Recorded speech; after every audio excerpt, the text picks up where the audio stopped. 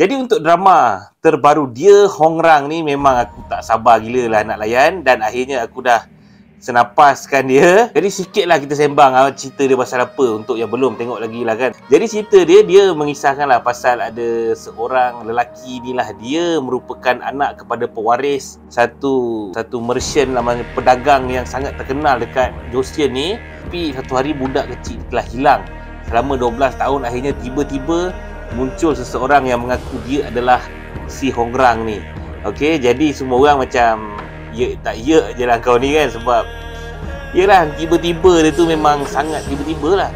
Tapi dia punya fizikal, dia punya bahan-bahan bukti dia semua memang sangat lengkap yang tunjukkan yang dia adalah si Hongrang ni. Okey, jadi adakah dia sebenarnya memang si Hongrang ni, ataupun dia sebenarnya datang untuk membalas dendam dekat family dia yang telah buang dia ni. Jadi aku tak nak cerita banyak-banyak lah sebab takut spoiler.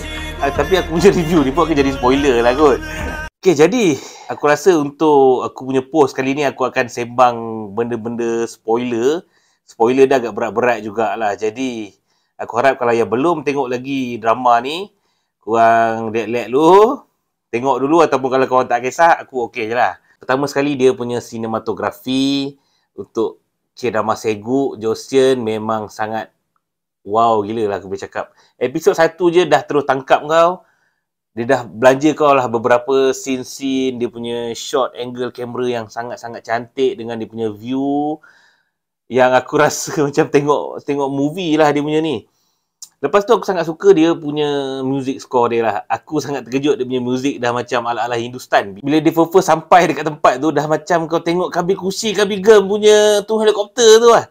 Okay, dia punya aura Hindustan dia tu sangat kuat lah dalam music score dia pada kali satu lagu tu je lah aku rasa. Yang lain tu semua memang Korean Seguk punya style lah, yang jenis mendayu-dayu dia. Jadi aku sangat suka dia punya music score dia pada kali ni.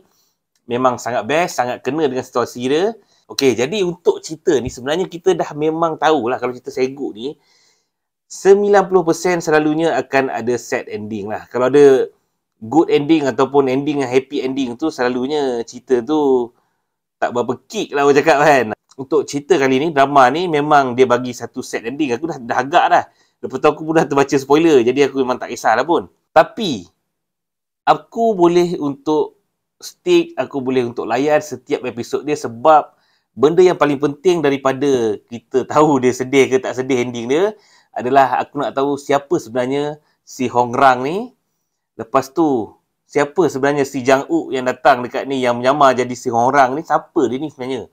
Dan aku nak tahu siapa yang orang jahat dia tu lah, yang si pelukis dia tu siapa sebenarnya. Walaupun aku dah boleh agak dah siapa, tapi kenapa dia buat macam tu kan. Jadi benda-benda ni semua adalah satu persoalan, pertanyaan yang sangat kuat untuk kau tahulah dalam drama ni, untuk kau stick sampai ending, walaupun kau tahulah dia bad ending ke, sad ending ke, good ending ke apa ke lah kan. Orang tak berapa suka sangat dengan Jo Bo-ah ni, dia punya female lead dia lah, heroine dia. Tapi untuk drama ni aku sebenarnya sangat suka dengan dia punya combo dia tu lah.